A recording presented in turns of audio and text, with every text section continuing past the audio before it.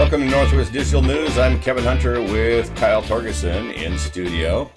We have a special guest, Jerry Cooper, who's joined us as well to talk about a run for county commissioner here in the Republican Party. So Jerry's joined us.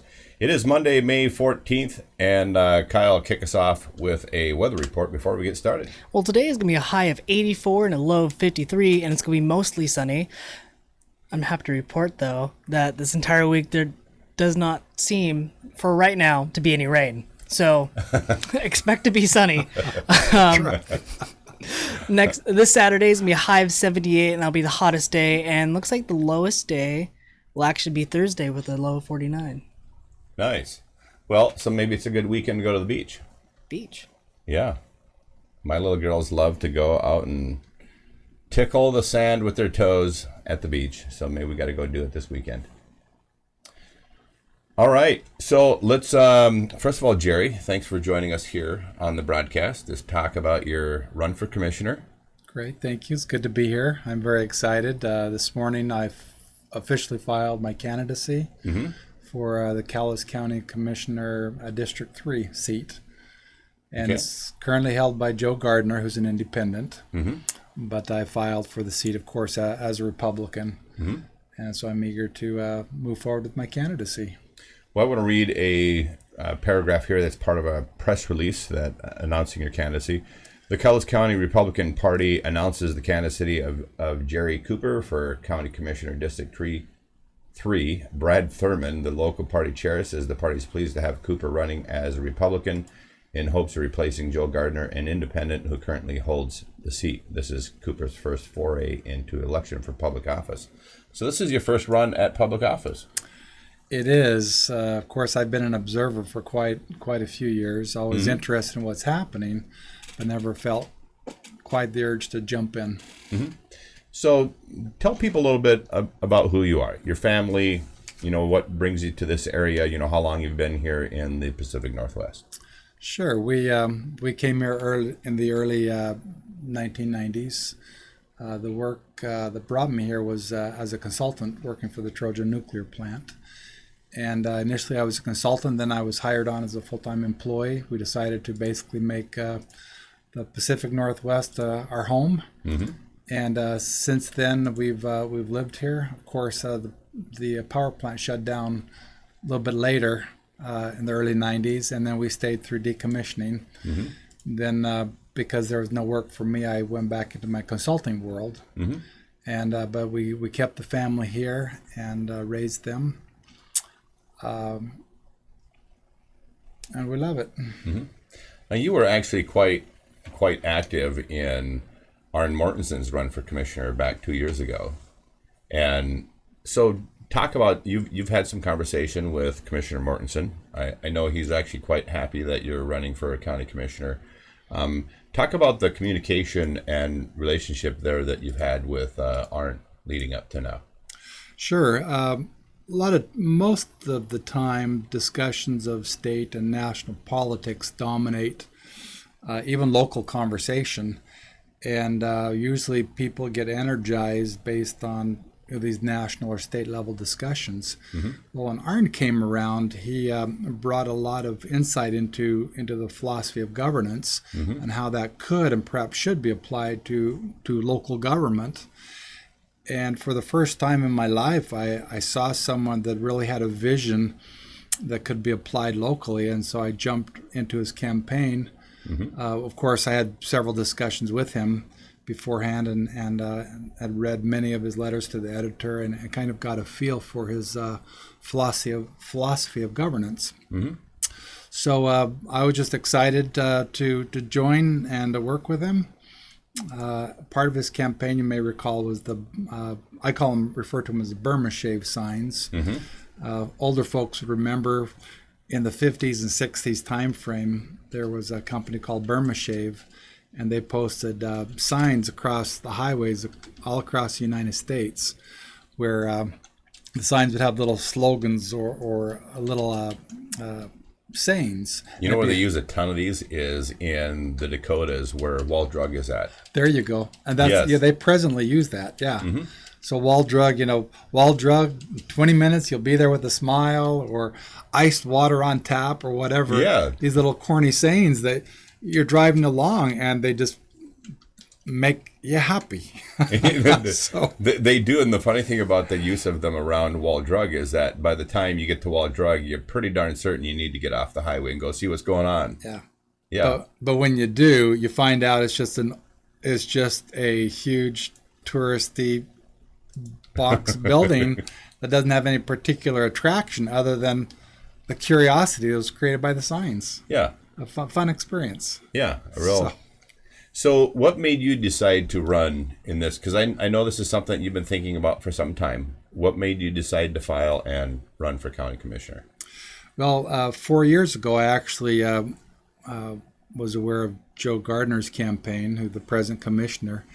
And Joe was, I refer to him as a citizen commissioner. I was very excited for some of the common sense perspective he was bringing into government. Of course, he's not a politician by background. He's just a citizen that felt the need to jump into government and lend some of his experience, life's lessons into the process of governing.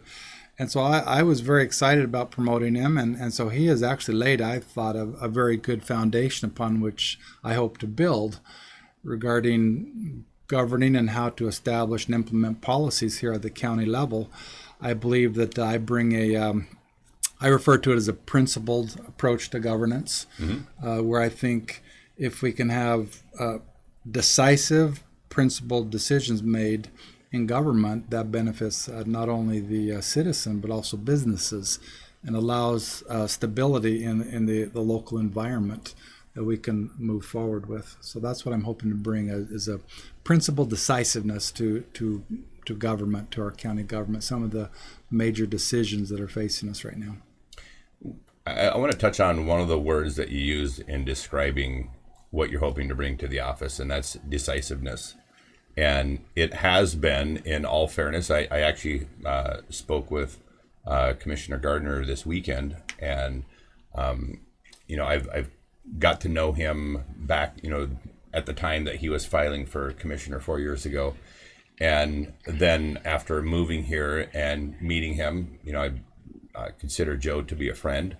I think it's one of the very fair criticisms of Commissioner Gardner has been what a lot of people have talked about is indecisiveness, and people having really difficulty understanding where he was coming from on this issue or that issue. You're talking about being a very principled, decisive decision maker. Talk about what that specifically means. Well, the analogy I use, and I've mentioned this to Commissioner Gardner too, is the first step. A lot of times the train is barreling down the tracks. So the first step is really we've got to slow the train down. And then once the train's slowed down, we can then figure out what needs to happen. And so I think he's done a good job slowing the train down. And the thing, I think, a keystone of my candidacy will be once we slow the train down, we can then look at principles that should be applied. And based on those principles, we can make decisions moving forward. When the principles aren't in place or perhaps aren't explored, then some of these issues, it becomes difficult to understand what the proper outcome should be. And a lot of people know that what's happening is not perhaps what should be happening, but what should happen is not always clear. And a reexamination of underlying principles, I think, would adds clarity to the picture and the direction.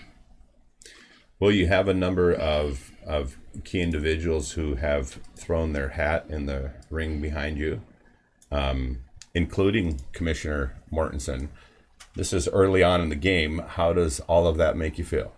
Well, I'm excited. I don't know if I would do this otherwise, but there's several folks that I believe and I admire very much. Their stance, their personal beliefs, their convictions as far as individual rights and liberty, and infusing those principles and that perspective into government. And of course, Commissioner Mortensen is high on my list, and so I'm very excited and hope to actually serve with him on the commission. Now, for people who are interested in more information on Jerry Cooper, you can find his website, jerrycooper.org. Anything in particular here on the website that you really like to draw people's attention to? Well, there's a couple of things. Number one, I talk about my focus. What am I about? And the thing I share with folks on the website right off the bat is I remind them on Article 1, Section 32 of our state constitution, it teaches us or reminds us, shares with us that the focus of government is to protect and promote individual right. And so it teaches that, or reminds us, a recurrence to fundamental principles is essential to the security of individual right. So I want to reinvigorate the public discourse regarding that. So every issue that comes up, let's not just assess the issue, but let's assess the underlying principles so we can perhaps better understand the government's role in that issue as it relates to the individual rights of the citizenry. So that's one point. Just let's look at the foundation that underlies the issue. To illustrate that, on my website, I took several issues and I tried to lay out a few principles that I believe underlie those issues and would provide me and can provide others some sort of guidance as to how those issues should be decided and how policy should be built. What do you? I'm using this word kind of loosely, but it's the word the swamp. We've heard a lot of conversation about the swamp, in this country, and always needing a good, healthy change in government. And I've been really happy to see, even at a federal level, that there's a little bit more of this, of some of the long-termers and whatnot moving on. What do you think, as a citizen who's not held elected office? What do you think you bring in terms of perspective that creates a freshness that, in my opinion, is actually really needed in government? But what do you think, from your perspective, that you bring to the table as a citizen? Well, of course, my background is in private business, and so the way I look at business and interaction with government is a little bit different than perhaps an academic or perhaps someone whose background is in government. So I bring that perspective to the candidacy.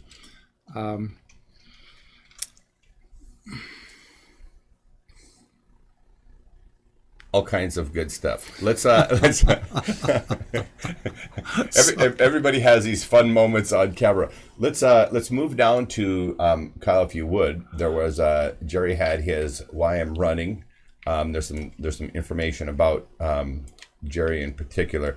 I wanted to touch on just a couple of things, because you mentioned about your work taking you across country right now and reminding you of the unique beauty, people, and the way of life that we enjoy here in the Northwest. Do you think we actually lack some of that perspective here locally? Because I see many of our local politicians who really seem to, on the grander scheme of things, really be out of touch with the bigger issues going across the country that come back to impacting of what we're doing here in the Northwest. And I have to say that when I look at some of your experiences that have taken you into other areas of the country as well, do you think that gives you a little different perspective on perhaps Kyle showing the Millennium Bulk Terminal, the landfill issues that we have? There's many of them that are going to be on the table here. Understanding things from a little broader perspective, what do you think that helps you bring to the table? Well, it's interesting. Again, my travels have taken me to several parts of the country. Here in the Northwest, we enjoy a lot of natural resources that we perhaps don't fully appreciate. We also have a marvelous transportation infrastructure. And also, I don't think we appreciate who we are as a people. If you look at our background, the folks that came here to the Northwest, they really tamed a wilderness. And we see all the old pictures of the loggers and the railroad men and the mercantilists, the people that came and made this place work. So today, we've got a couple of big companies, and of course, you mentioned a couple, Millennium and NorthWest Innovation. They're coming to town, and I like to phrase it, or I like to put it in a perspective that I can understand. So if we look at NorthWest Innovation, they're proposing to spend invest $18,000 for every man, woman, and child in Cowlitz County. And that's interesting. As a father, I think, would I be willing to invest $18,000 in each of my children? Mm-hmm. I don't know if I would. I'd have to think about that. But here's a company that's not from this area, but has come and they've seen the natural resources we have, the infrastructure we have, the type of people we have, and they're willing to make that kind of investment in the whole community. Now, I'm not saying that's what we need to do or where we need to go, but I consider this something like a pretty girl at a dance that everybody wants to ask out. Mm-hmm. It's just we're in demand. And so I can understand why these companies come to this area and want to court us, so to speak. So I think what's important, though, is government should not be in the business of picking winners or losers in commerce. I think the role of government is to establish a fair, level playing field so that all who want to play the game can fairly and evenly compete. Mm-hmm. And so this lawsuit the county is involved in, I don't view it as promoting the development or one company over another. I view it as preserving the process, the rules of the game by which businesses can compete. Mm-hmm. Because these businesses came to town and they saw the rules and they want to play the game. And so we need to protect those rules and make sure those that abide those rules can play. Mm-hmm. You know, kind of tied into that and thinking about favorable business environments, there's an issue going on in Seattle right now. And I'm going to jump over to that for just a moment here, and we'll come back to this site. But you've been familiar with the Seattle head tax controversy that's been going on up in our lovely northeast part of the state. Amazing, yes. So this actually, for people who've been following this actually got approved in committee, first of all. And now today that's actually going to be an actual vote on the Seattle City Council. But this pops a $500 per worker tax on top of any business that's at $20 million and above in terms of their total gross receipts. But this is a pretty significant thing. And what's important out of this is you ask, okay, what major thing are we doing or would Seattle be doing that improves the city? And then you look at why they're doing this and what they're planning on using the money for. And it has to do with their homeless programs. Now, I don't have anything against homeless people, but I look at this and I'm going, are you giving somebody a fish or are you teaching them to fish? Exactly. And I think in a situation like this, an issue comes up and everyone always wants to say, are you for or against? What I would propose is let's re-examine what the Constitution talks about, those fundamental principles that are essential to individual right. Mm-hmm. And so again, quoting the Constitution, Article 1, Section 1, it teaches us that governments are established, and we may ask why, governments are established to protect and maintain individual right. And so in a situation like this, an issue that comes up, perhaps a more proper question should be not whether you're for it or against it, but rather whether it falls within the proper role of government. Mm-hmm. Is that government's job? Yeah, exactly. If you would, Kyle, there's a little video clip here that was associated with this for the benefit of our viewers. If you'd roll that, it's a minute and a half. Check this out for those of you that have been following this issue. The head tax is a plan to help the city deal with its homelessness problem. The idea is to tax the city's largest company. Companies would have to pay $500 per employee. Is there a lag issue on the video? Seems like it, yes. I'll let it load. All right. So yeah, let the video load up here, and then we'll play it for everybody here. It looks like it might be ready to go. Tax is a plan to help the city deal with its homelessness problem. The idea is to tax the city's largest company. Maybe not. Maybe not. Companies would have to pay $500 per employee per year. The tax would raise $75 million a year. That's on top of what the city already spends. And last year, that was $54 million. Let's talk about how that's... All right, let's scratch playing the video. So you look at the chunk of money that it's raising, and but it really goes back to, again, the question that you just pointed out: is this the role of government to begin with? Yeah, and another way to look at it, again, examining the fundamental principles, is a right for government to take what rightfully belongs to one person or one group of people and give it to another to whom it does not rightfully belong. Yeah. We often talk about the charitable intent, perhaps, but regardless of the nobleness of the cause, government sticking their hand into my neighbor's pocket or into my pocket hardly qualifies as charity. Charity is me sticking my hand into my own pocket. And so those are things, I think principles like that should be examined in light of some of these issues or conversations that are occurring. You know what the thing is that you're talking about Constitution, and there was I forget who did this survey, who did this so-called check on learning, but they actually had conversation with a whole bunch of elected officials and just talking about various elements of the Constitution. And this is kind of a funny exercise for me, because in the military we do this a lot around different things, but we called it, again, check on learning, because you wanted to really know all the time, what was the status of your soldiers and where were they at in various aspects of the training.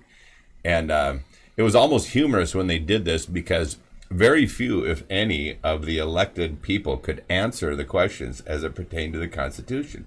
And yet, that is a condition of even holding the office, is they swear to uphold the Constitution. And so it's funny to me that they don't know what's in it.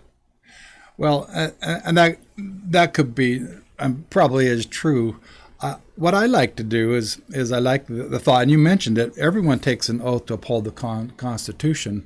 And I think universally we all support and adhere to the Constitution, at least in concept and principle. Mm-hmm. So if you take a group of any of us and put us into a room, most likely we would disagree on policy. Mm-hmm. But I am convinced that we would agree on those fundamental principles that are essential to the security of individual rights.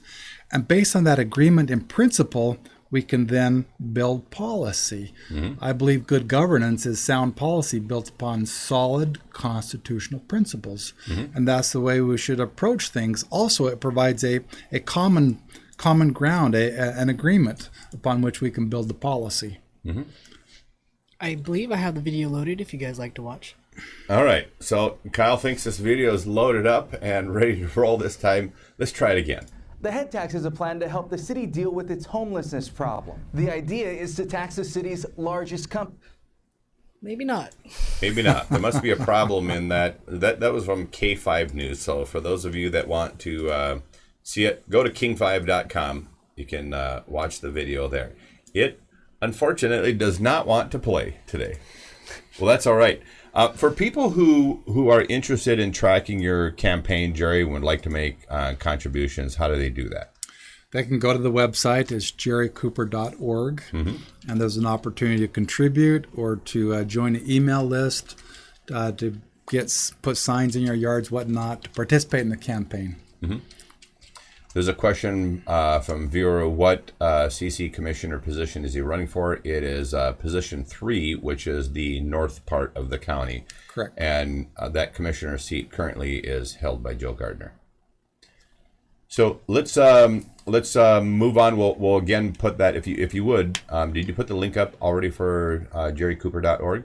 Yes, I did. Okay, perfect. Very good. So that's where you can find more information. Track the campaign, make contributions if you'd like, jerrycooper.org. Let's visit a little bit about some of the local event stuff, Kyle, that's coming up. We were actually just on Friday talking to the both Les and Abby, who are part of the organizers of the YMCA summer day camps that are coming up. And this runs all the way, starting from the first week is June 18th to June 22. And runs all the way to August 9th or August 20th through the 24th, which is week 9. So that's why I said August 9th, because it's week 9, August 20 through 24. So this actually goes every week of the summer all the way through end of August. And they have a whole bunch of fun stuff here planned for these kids this summer.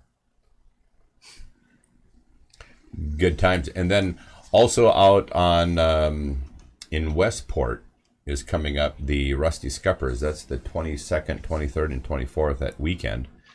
And possibly for those of you that are tuned in today, and if you're familiar with the stuff going on in the YMCA camp, I did mention this to Les, that it'd be a great trip to put some kids on the bus and have them come out and see all the fun that's going on in Westport. I'm actually really been pushing Jerry to maybe somebody ought to consider doing a Rusty Scuppers Pirate Days kind of thing here in Longview at some point down the road. I understand that they attempted it at one point, and a bad player or a couple bad players were involved, and it didn't go the way that it should. But I don't think there's ever a reason why to never try something again. Get the right people involved, and good things happen. I mean, like, look at Squirrel Days, right? Squirrel Fest. Squirrel Days. No, Squirrel Fest, right? It started off as little, and now we have, like, famous bands. We had the Spin Doctors one year. We had the, what's the guy... I don't know. Either way, we had some pretty cool bands playing, and then we had like a carnival, not really a carnival, but rides and a line that kids could ride on. Yeah, the zip line. Yeah, zip line for free. Like I think that's pretty cool. It just started off as a little fest, and now it's just a huge deal for our community. So I mean, nothing wrong with starting it and just letting it grow. And this past year, Squirrel Fest had around 30-40% more audience than they did the previous year. So a lot of people showed up for it. A lot, yeah. I actually met the band that played. He's trying to think of the name again. Either way, pretty cool peeps, pretty cool bands, very professional bands. I can just think of the Spin Doctors. I don't know why. Do you remember the name of the band who came to Squirrel Fest? I don't. All right, Kyle's going to look it up here. You know, one of the viewers might chime in and let you know. Please. Who was the band at Squirrel Fest just this past year? Well, you know, what's interesting is they a few of the band members. In fact, I think all of them stayed actually at the Monticello Hotel, and so my daughter Jackie and Allison got a chance to see a couple of them. We were still there at the time, and anyway.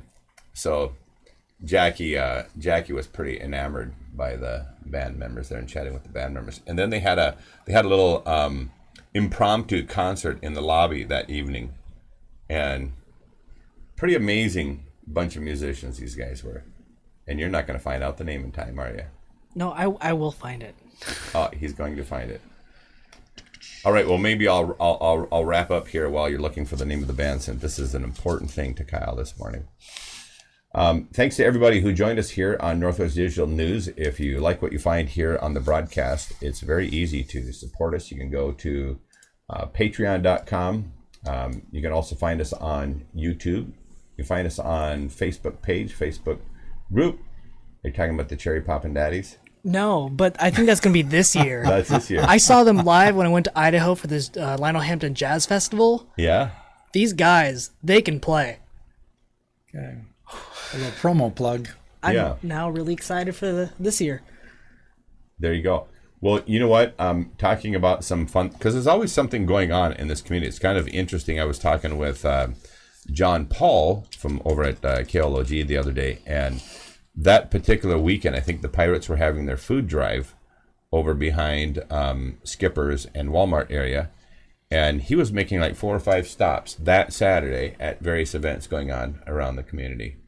So there's all kinds of fun going on in Cowlitz County if you want to look. Meanwhile, for those of you interested in getting more information on Jerry Cooper's campaign for commissioner, you can go to jerrycooper.org, and Kyle did put that in the live stream down below, and he has not found the name of the band yet, so he's going to have to post this as a comment later on. Well, for those of you that joined us here on Northwest Digital News, thanks as always. I'm Kevin Hunter, Kyle Torgerson across the way from me, pulling the buttons, making the dials happen. Did you find it, Kyle? I think it's Foghat. Foghat, that's who it was. Yes. Okay. Yes, it was Foghat. Good job. One of the spin-offs of it. Yeah. Yes. That's who it was. It was on the tickets, Foghat. Remember that. All right, so that concludes the show here for today. Like I said, Kevin Hunter, Kyle Torgerson, our special guest has been Jerry Cooper. Thanks for joining us. Till next time.